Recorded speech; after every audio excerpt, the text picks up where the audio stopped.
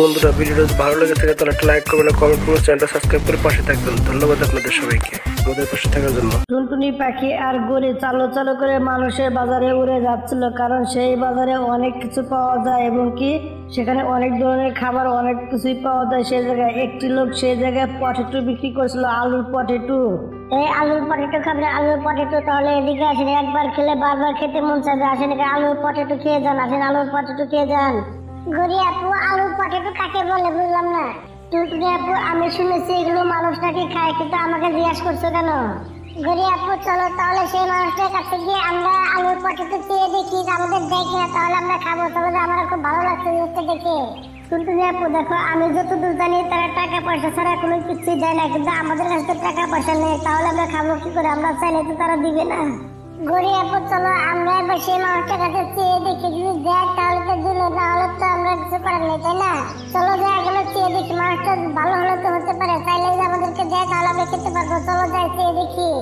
তখন সেই ছোট টুনটুনি পাখিটি তখন সেই মানুষটার কাছে চলে যায়, তার কাছে গিয়ে তখন আলুর পটেটো চাইতে থাকে।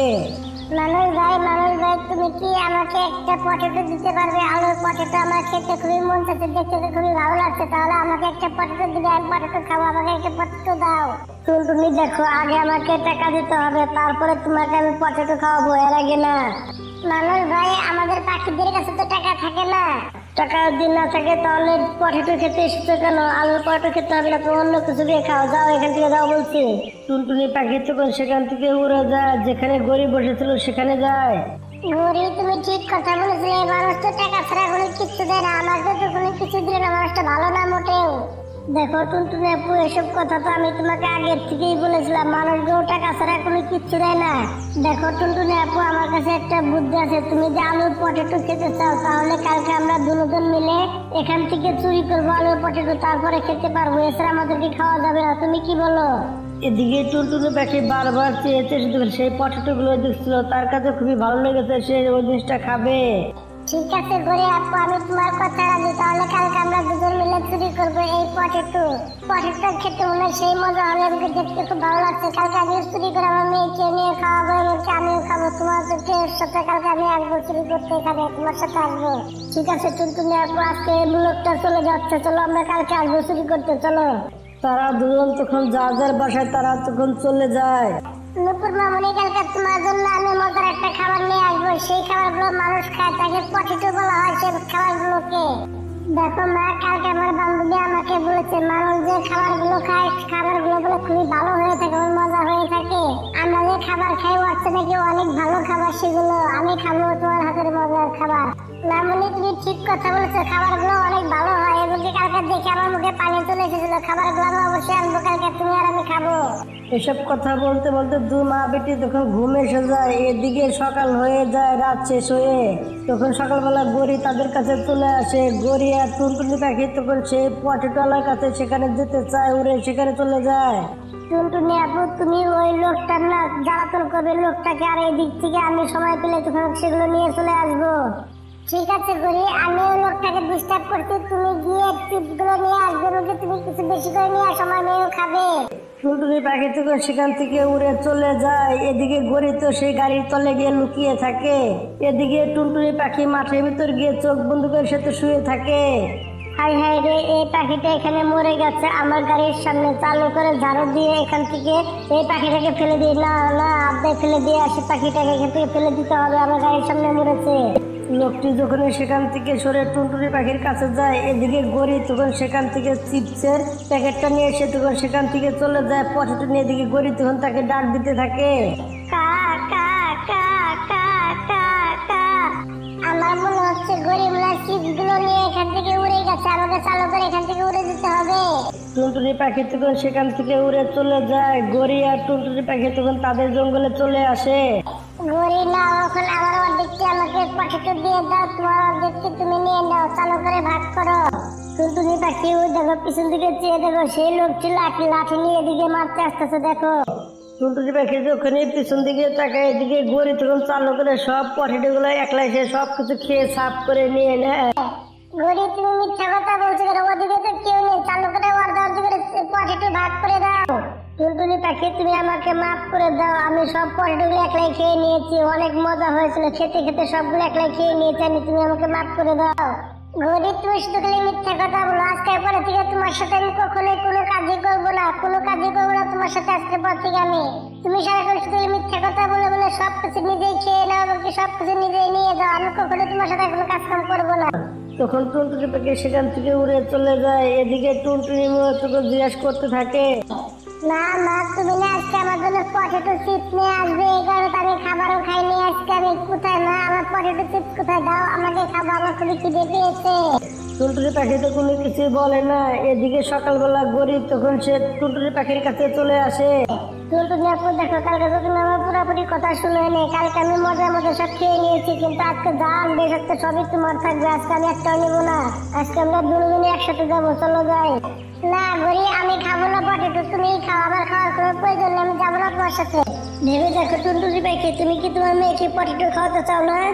এদিকে টুনটুনি পাখি তার মেয়ের কথা মনে করে সে আবারও চলে যায় সেখানে চুরি করতে। এদিকে কালকার মতো সেদিনও এভাবে চুরি করে গরি, কিন্তু সেই মানুষটি বুঝতেও পারে না। এদিকে তখন গরি, চালু করে আমাকে পটেটো আমাকে দিয়ে দাও, কালকে তো তুমি নিজেই বলেছো পটেটো আজকে আমাকে দিবে, কালকে তুমি নিজে খেয়ে নিয়েছিলে না, চালু করে আমার পটেটো আমাকে দিয়ে দাও, তুমি আজকে খেতে পারবে না। গরি তো অনেক চালাক ছিল, টুনটুনি পাখি বলতেছিল, তখন সে সবকিছু নিয়ে সেখান থেকে পালিয়ে যায়। সেই পটেটো গুলো নিয়ে টুনটুনি পাখি তো কোনো কিছুই পায় না সেদিনের মতোই। কত বড় সাহস, একলাই পটেটো নিয়ে চলে যাবে আর আমি চেয়ে চেয়ে দেখবো, একাই খেয়ে নিবে, তুই থাক ওখানে একা সেখানে পরে, আমি খেয়ে নি, কত মজা লাগে পটেটোটা খেলে, সেই মজা লাগে। গরি তখন খেতে থাকে। এদিকে টুনটুনি পাখি তো তার অনেক রাগ উঠে যায়, কিন্তু পরের দিন গরি তখন তার বাসায় আবার চলে আসে, এসে বলতে থাকে, প্লিজ টুনটুনি আপু, তুমি আজকে চলো, আমি কসম খেয়ে বলছি আজকে যা আনবো আজকে সবই তোমাকে দিয়ে দিবো, প্লিজ তুমি আজকে আমার সাথে চলো। ঠিক আছে গরি আপু, আজকে আমি তোমার সাথে যাচ্ছি, কিন্তু তুমি মনে রেখো তুমি সবকিছু ভুলে যাও না কিন্তু।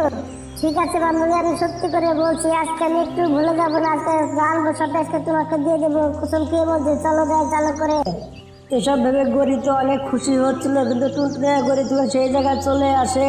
গরি তখন গাড়ির নিচে লুকিয়ে পড়ে। এদিকে টুনটুনি পাখি তখন সেই জায়গায় এসে সেই মানুষকে তখন আস্তে আস্তে বলতে থাকে, লালন ভাই, আপনার দোকান থেকে প্রতিদিনই শয়তান খাওয়া পটেটো চুরি করে নিয়ে যায়, আপনি তো কোনো কিছু বলতে পারেন না তাই না? আমি বলে দিচ্ছি, দেখেন গড়ি খাওয়া নিচে যে আপনি গাড়ির নিচে লুকিয়ে আছে, আপনি চালু করে মাথা নিচু করে একটু তাকিয়ে দেখেন, তাহলে আপনি বুঝতে পারবেন সে ওই জায়গায় আছে। এদিকে সেই মানুষটি অনেক রেগেছিল, তখন গরিকে ধরে গাছের সাথে ঝুলিয়ে থাকে, তখন ইচ্ছা মতো ধুলাই করতে থাকে, অনেক ধুলাই করতে থাকে বলার বাইরে। গরিতে এদিকে কান্নাকাটি শুরু করে দেয়। মানুষ ভাই প্লিজ তুমি আমাকে আর মেরো না, বেশি মারলে আমি মরে যাবো, আমি তো মরেই যাচ্ছি, আর মেরো না ভাই প্লিজ, আমি তোমার হাতে পায়ে ধরছি, আর কোনোদিনও তোমার দোকানে আমি কোনো কিছু চুরি করে খাবো না, পটেটো চুরি করে খাবো না ভাই, প্লিজ তুমি আমাকে ছেড়ে দাও, তুমি আমাকে আর মেরো না, আমার হাড্ডি গুটি সব তো ভেঙে গেল রে বাবা, রে বাবা আমি শেষ হয়ে গেলাম রে ভাই, তুমি ওকে ছেড়ে দাও প্লিজ। শয়তান কাউরি, তোকে আজকে আমি খুলবো না, তোকে 2 দিন পরে খুলে দেবো, তুই এখানে ঝুলে থাক, দেখি তুই কতদিন ঝুলে থাকতে পারিস। 2 দিন না তুই যে কদিন চুরি করেছিস আমার দোকান থেকে, তোরা এই কদিন এখানে আমি ঝুলিয়ে রাখবো, তাহলে তুই বুঝতে পারবি চুরি করার কত বড়, তুই এখানে ঝুলে থাকবি ওই কদিন। সেই লোকটি তখন গরিকে বেঁধে রেখে তার দোকানে চলে আসে। দোকানে এসে তখন টুনটুনি পাখিকে খুশি হয়ে তখন 1 প্যাকেট পটেটো দিয়ে দেয়, 1 প্লেট পটেটো দিয়ে তখন টুনটুনি পাখি তার বাসায় চলে আসে, তার মেয়েকে নিয়ে খুব সুন্দরভাবে খেতে থাকে। বন্ধুরা, গল্পটা এইভাবে শেষ হয়ে যায়। বন্ধুরা, আমাদের গল্পটা যদি ভালো লেগে থাকে তাহলে একটা লাইক করবেন, এটা কমেন্ট করবেন, আর চ্যানেলটা সাবস্ক্রাইব করে পাশে থাকবেন। ধন্যবাদ আপনাদের সবাইকে আমাদের পাশে থাকার জন্য।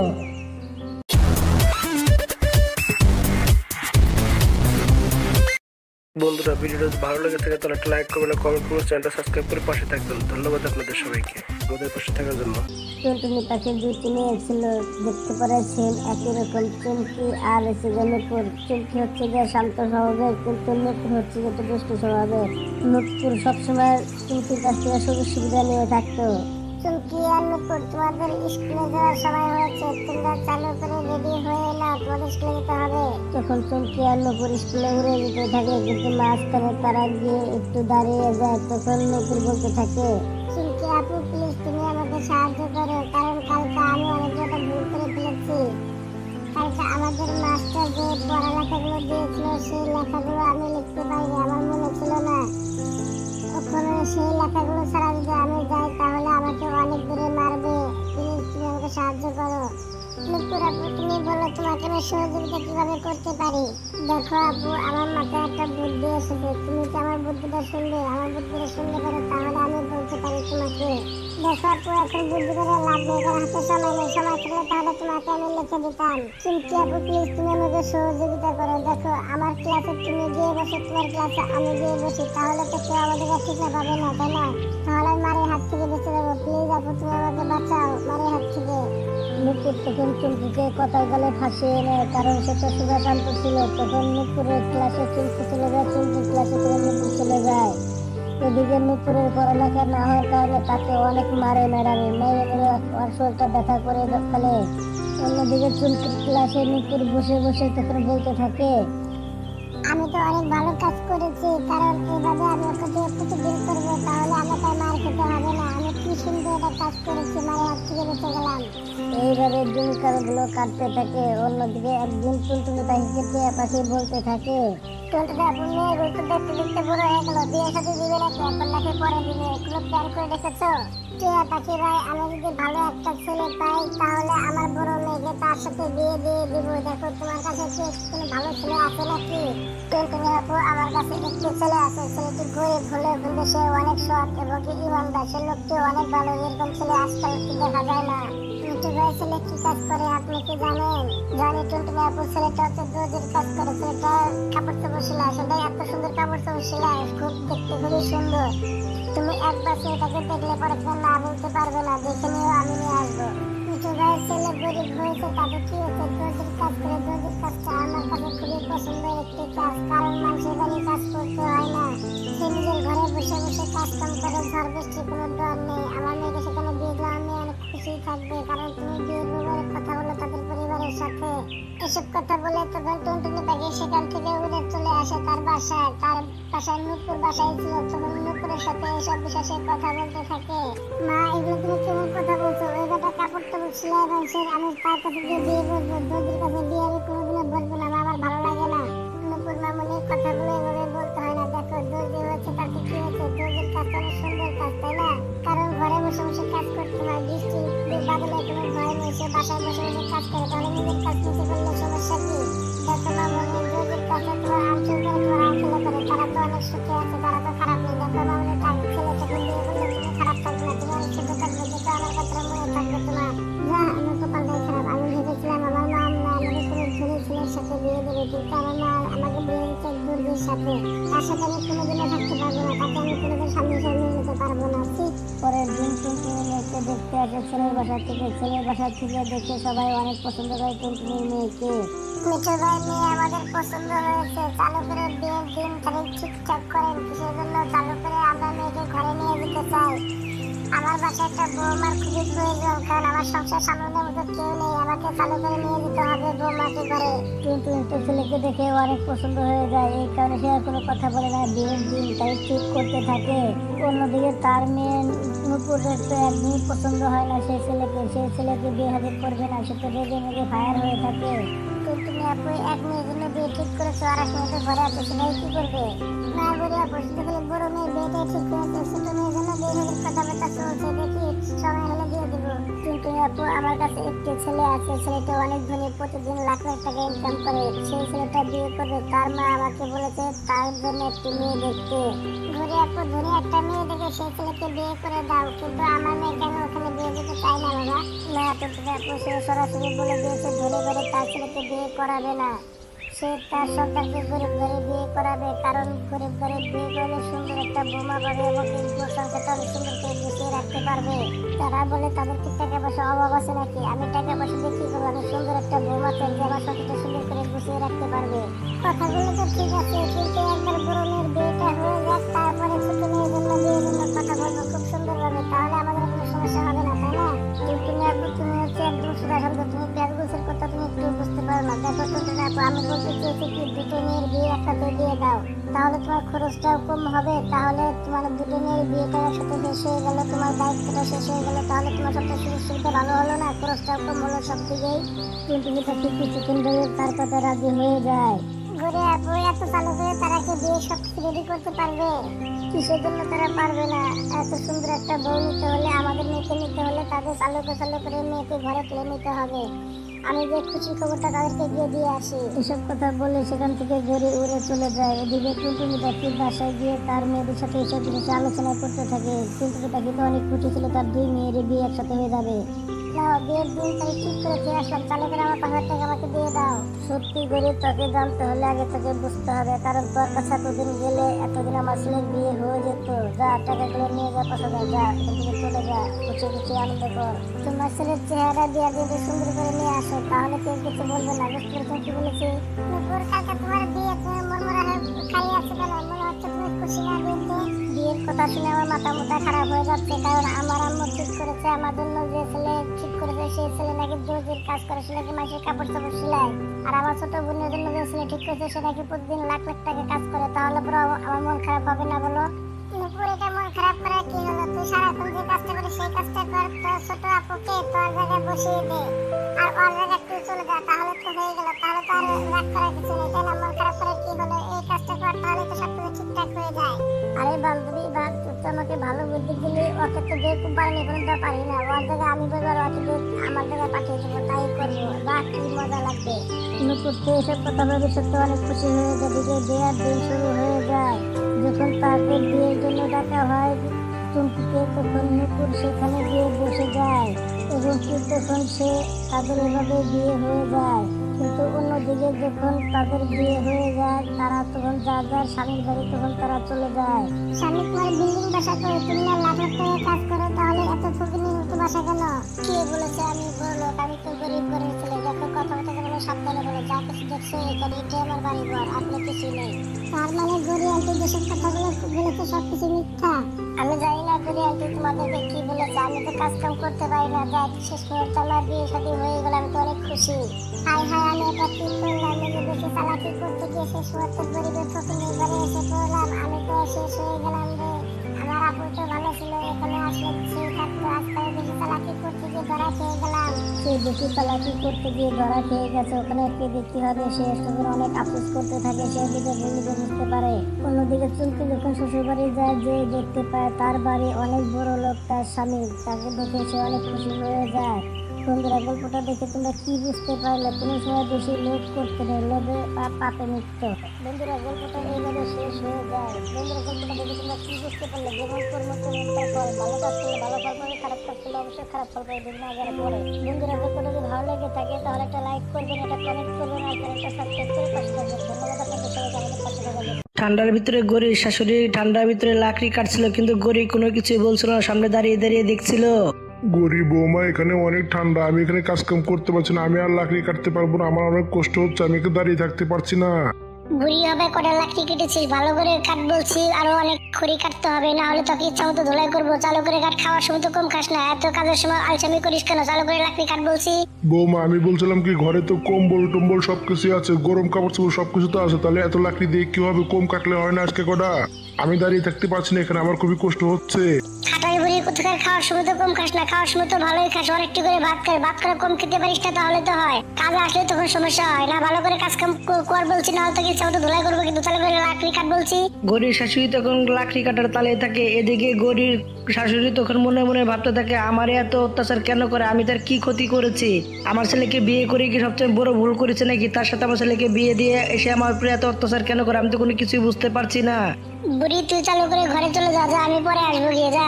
বৌমা, আমি একটা জিনিস বুঝতে পারতাছি না, তুমি এতগুলো লাকড়ি দিয়ে কি করবে? আমাকে দিয়ে এত লাকড়ি কাটালে কেন? তাহলে বাসায় নিয়ে যেতে হবে না? এখন বাসায় না নিয়ে গেলে তো নষ্ট হয়ে যাবে, তাই না? ওই বুড়ি, তোকে কি সব কৈফত দিতে হবে নাকি? আমি লাকড়ি দিয়ে যা মতো তাই করতে, তোর কি? চালু করে ঘরে যেতে বলছি, তুই ঘরে চলে যা। গরির এত রাগ দেখে তার শাশুড়ি তখন সেখান থেকে উড়ে চলে যায়। ভাবি, দেখো, তোমাদের জন্য আমি শুকনো লাকড়ি নিয়ে এসেছি, তোমরা যেন আগুন ধরতে পারো, আগুন ধরিয়ে যেন তোমরা তাপ নিতে পারো। গরি আপু, তোমাকে অনেক অনেক ধন্যবাদ আমাদেরকে এই শুকনো লাকড়ি দিয়ে দেওয়ার জন্য।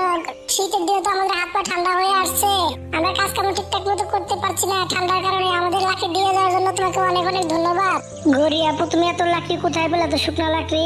ভাই, তুমি এটা কেমন কথা বলছো আমাকে? কোথা থেকে আনছি মানে? আমি নিজে পরিশ্রম করে লাকড়ি কেটে নিয়ে এসেছি। তোমাদের জন্য ঠান্ডা কম লাগে, তোমরা যেন আগুন ধরাতে পারবো বাসায়, এই কারণে আমি কেটে নিয়ে এসেছি। অনেক কষ্ট করে লাকড়ি। আমি এখান থেকে চলে যাবো, চালু করে যেতে হবে, আমার হাতে সময় নেই। গরি তখন মিথ্যা কথা বলে সেখান থেকে সে তখন উড়ে বাসায় চলে আসে। বাসায় এসে তাতে অনেক ঠান্ডা লাগছিল, সে তখন হিটারের সামনে গিয়ে সে তখন দাঁড়িয়ে থাকে গরম আবহাওয়া পাওয়ার জন্য। বৌমা তুমি কোথায় গিয়েছিলে? তোমার জন্য আমি সুন্দরভাবে খিচুড়ি পাকিয়েছিলাম, খিচুড়ি তো ঠান্ডা হয়ে গেল। ওই অন্ধকারে তুই চোখে দেখিস না আমি ঠান্ডা জমে যাচ্ছে, তুই আবার খিচুড়ির কথা বলছিস? চালু করে যা, আমার জন্য চা বানিয়ে নিয়ে আয়, গরম গরম চালু করে যা বলছি। গরি তার শাশুড়ি লোকে সারাক্ষণই খারাপ ব্যবহার করতো, কোনো সময় ভালো ব্যবহার করতো না, তার চাকরের মতো দেখতো, তার সাথে কথা বলতো। গরির এরকম কথা শুনে তখন তার শাশুড়ি তখন ঠান্ডার ভিতরে বের হয়ে যায়, চুলার ঘরে গিয়ে সে তখন চা জাল দিতে থাকে আর তার ছেলেকে গাল পাড়তে থাকে। আমার কালো ছেলে কেমন বউ বিয়ে করে নিয়ে এসেছে, আসার পরে থেকে শুধু খালি আমাকে জ্বালাতন করে যাচ্ছে, অত্যাচার করে যাচ্ছে। আমার তো একটু সেবা যত্ন করে না, উল্টা তারই হাত পা টিপে দিতে হয়, সেবা যত্ন করতে হয়। কেমন বউ বিয়ে করে নিয়ে এসেছে আমার ছেলে, আমার জীবনটা শেষ করে দিল। গরির শাশুড়ি এসব কথা ভাবতে থাকে আর এদিকে কিছুদিন এইভাবেই কেটে যায়।